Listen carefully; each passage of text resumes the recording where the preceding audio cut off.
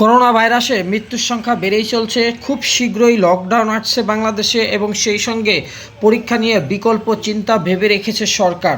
ইতিমধ্যে সরকার 11টি নির্দেশনা জারি করা হয়েছে। 11টি নির্দেশনা যদি মেনে না নেওয়া হয় তাহলে করোনা ভাইরাসের প্রকোপ আরও বাড়বে এবং সেই সঙ্গে মৃত্যুর সংখ্যা বাড়বে। মৃত্যুর সংখ্যা বাড়লে বন্ধ হয়ে যাবে গাড়ি, লঞ্চ, স্টিমার, ট্রেন, সব কিছু বন্ধ হয়ে যাবে এবং সেই সঙ্গে স্কুল, কলেজ, মাদ্রাসাও বন্ধ হয়ে যাবে।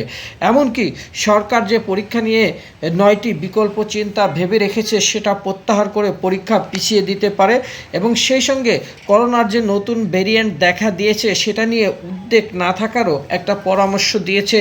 কেননা এই মুহূর্তে লকডাউনের পরিস্থিতি তৈরি হয়নি, তবে লকডাউনের পরিস্থিতি তৈরি হবে যদি 11টি নির্দেশ না মানা হয়।